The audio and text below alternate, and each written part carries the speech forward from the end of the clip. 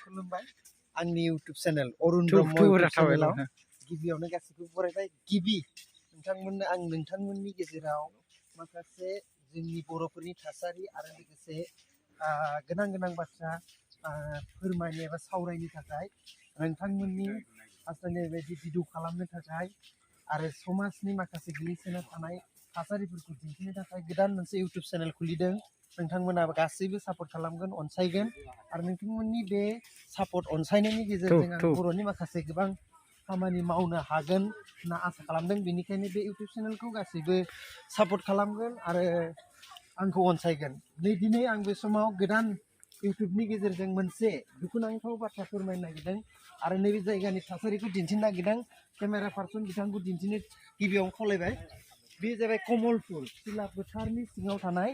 सिलापथार ओनसोलनि हालामनि सिङाव थानाय कमलपुर बर' गामि बे कमलपुर बर' गामियाव गोबां नैबे जोंनि ओनसोलाव मोनसे दिमु हाजोनिफ्राय फैनाय मोनसे दिमु दै दं बे दिमु दैया नैबे ओनसोलखौ गोबां गाज्रि माने खहा खालामदों थारमाने बे खहा खालामनायनि जाहोनाव नोंथांमोना बेफोर न'खौ नुनानै मिथिबाय जानो हागौ आरो नोंथांमोना बुजिबाय जानो हागौ बे मोनसे ओरैबायदि जायगा जाय दिमु दैया साजों बोहैयो बे खुनु गरा नङा साजों बोहैनानै नैबे माखासे थेलेबलेब बेयाव बर' न'खरा बेबायदि थासारि जादों आरो बेखौ दिन्थिनो थाखाय खावलायबाय बे थासारिया ओरैबायदि दुखुनांथाव बाथ्रा बेयाव बेखौनो जों फोरमायनांगोन जे मेन रडजों नांजाबनाय जायगा बियो नैबे दै दा बेबायदि दैलाङाव जाहाथे बे नैबे जिहेतु बे जायगानिफ्राय दैया बुसावना फैयो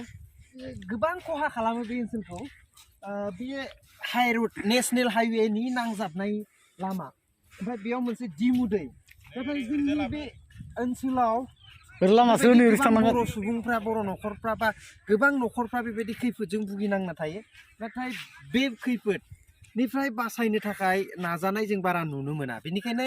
बेफोरखौ दिन्थिनो थाखायनो आं बे इउटुब चेनेलखौ पार्सनेल इउटुब चेनेलखौ खुलिनाय जादों मानोना बेफोरनि सायाव आं सरकारनो माखासे मेसेज होनो हायो दा जाय दिमु दै बे दिमु दैया जे बेखौ बे बुसावनायनिफ्राय लोमसावनायनिफ्राय होबथानो हाया बे नङा होबथानो हायो गोबां होबथानो सुबिदा फैयो आरो बेयाव गोबां गिदिर माथावरिबो नाङा जास्ट लोमसावनाय माखासे फिसा जायगा दं बे लोमसावनायफोरखौ माखासे खायदा खालामनानै आरो बेनि सायाव गोबां रांबो बाहायनायखौ जों खोनानो मोन्दों नाथाय बे रांखौ जाय मावदों बिथांमोना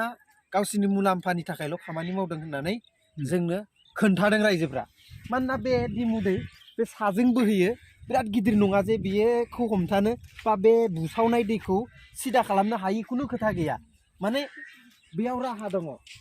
नाथाय जोंनि दिनैनि सरकारफ्रा बा गोदोनि सरकारफ्रा बेफोरनि सायाव राहा लानायखौ जों नुनो मोनाखै रायजोफ्रा मिथिखाबाय आं दहाय सिगाङावबो बुंदोंमोन आङो कमलपुर गामि सिलापथारनि सिङाव थानाय कमलपुर धेमाजि जिल्लानि सिङाव थानाय कमलपुर जों मालाबाबो नुफेराखैमोन बर' न'खराबो बैसां बानायनानै थायो मानि थाखाय थानाङो नोंथांमोननो माखासे बाथ्रा मिथिगोन बेयाव बर'फ्रा मानो बैसां न' लुनो गोनां जादों नैबे आब' दं निस्सय आब'आ माखासे बाथ्रा फोरमायगोन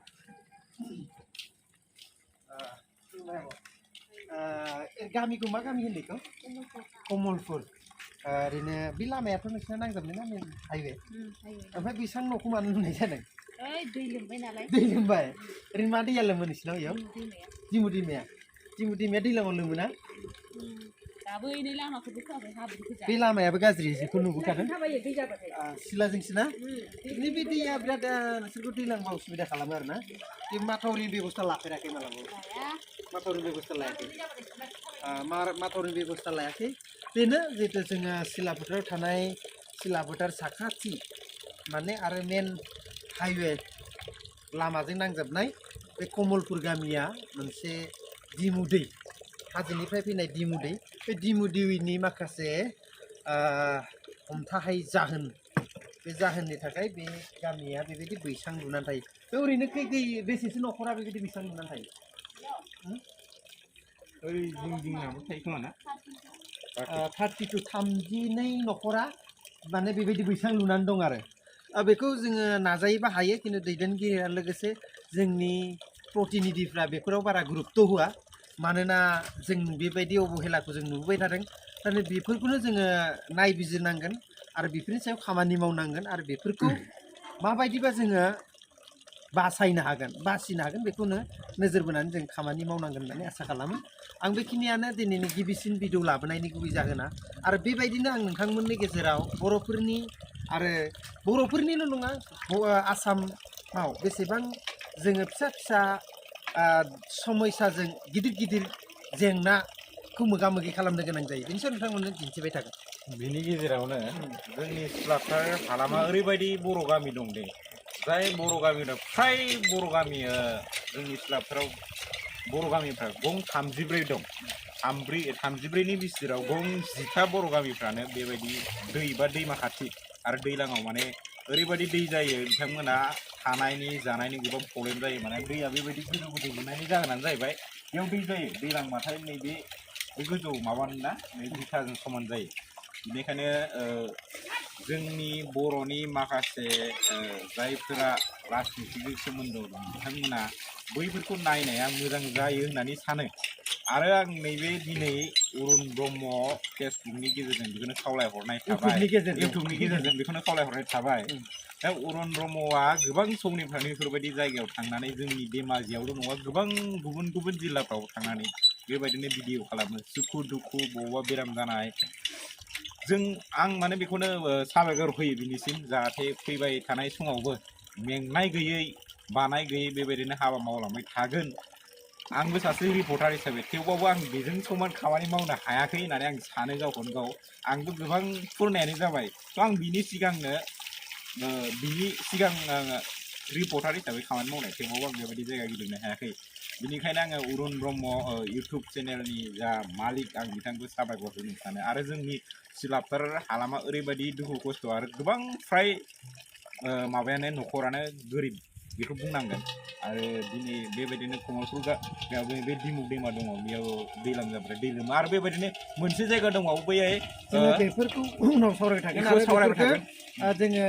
बेदिनि गेजेरजों जोङो दिन्थिनो नाजागोन आरो बे दिन्थिखांनायनि उनाव दैदेनगिरिफ्रा आरो राजनिति नेताफ्रा बिनि सायाव राहा लायो ना लाया जों बेखौ उननि समाव नायलांबाय थानो हागोन आरो दिन्थिलांबाय थागोन बेखिनिखौ जों भिडिअखौ दिनै बेखिनियाव दोनथ'नानै बारा गोलाव खालामनो सानासै नोंथांमोना बेबायदिनो मोजां सुखु दुखुनि खौरां मोनबाय थागोन बेनिखायनो साबस्क्राइब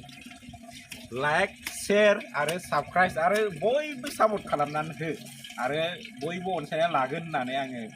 आसा खालामबाय अरुण ब्रह्मनि जानानै बेखिनियावनो दिनै फोजोबनाय जाथोंसै होननानै सानबाय खुलुमबाय